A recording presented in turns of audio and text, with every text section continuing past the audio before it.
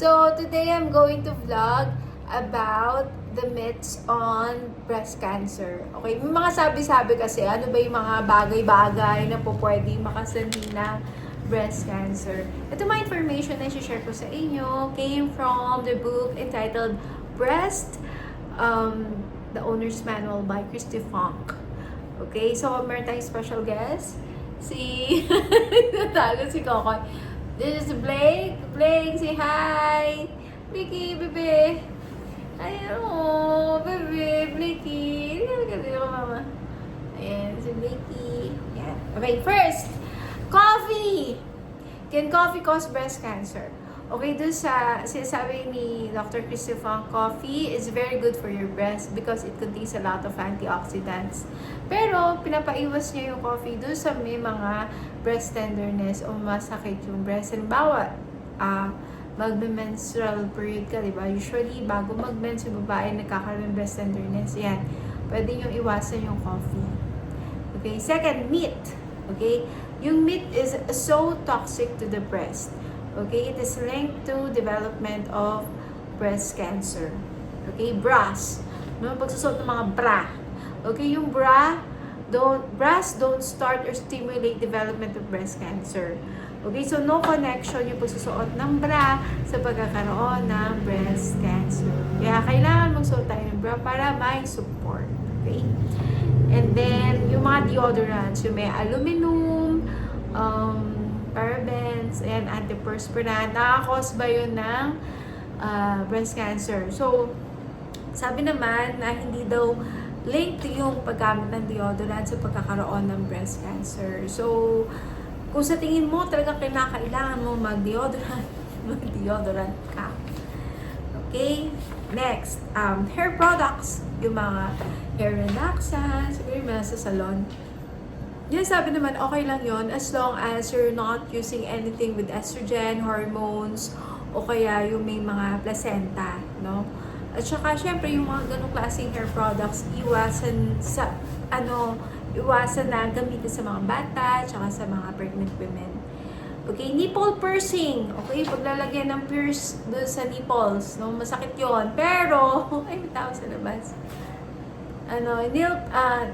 Nipple piercing. So, syempre masakit yun. Pero, nakita din naman na wala naman din relasyon yung nipple piercing sa pagkakaroon ng breast cancer. Okay? Next, tattoos. Okay, yung tattoos daw nasa category siya ng cancer category siya ng not sure but probably fine. Okay? So, wala rin namang report na nagpapatotoo na ang pagkakaroon ng tattoo ay link siya sa pagkakaroon ng breast cancer. So, yung mga na-mastectomy na, gusto may design or tattoo yung chest nila, it's fine. So, okay lang. Okay, ito radiation from mobile phone. So, yung mga naglalagay ng mga phone sa kanilang bra, yan, para hindi mawala. Delikado ba yun? Nakaka-breast cancer ba yun? Kasi may radiation. So, sabi naman, yung paglalagay ng ng cellphone sa bra or yung radiation from cellphone, mobile phones do not cause cancer. Even nakatak siya sa loob ng bra, okay lang daw yun. Radiation is not high enough. Kasi iPhone 17 pa lang naman tayo. Kapag nag-iPhone 100 na yan, sobrang taas na radiation, huwag nyo nang ilalagay sa bra nyo. O IVF, in vitro fertilization. So, nakaka-cause ba ito ng cancer? So, nakita naman, yun daw, in vitro fertilization, yung breast cancer risk has significantly reduced pa nga, bumaba.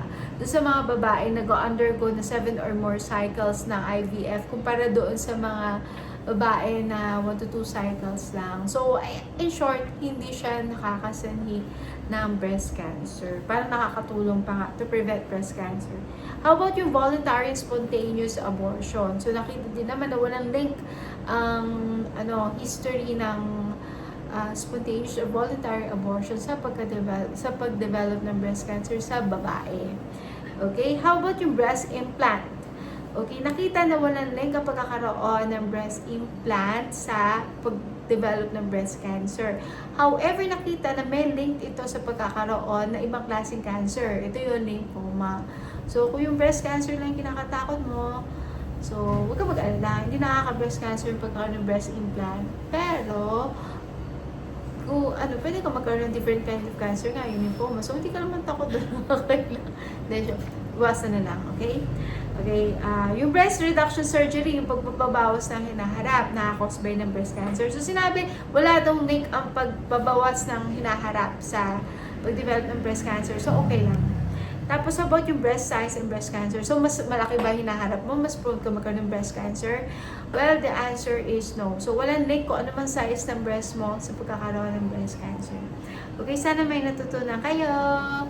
Say bye-bye, Vicky! Bye-bye! Sabi mo sa kanya, bye-bye! Bye-bye, anak! Say bye-bye! Bye-bye! Ayan yung mag-bye. Hey, bye-bye! Bye-bye!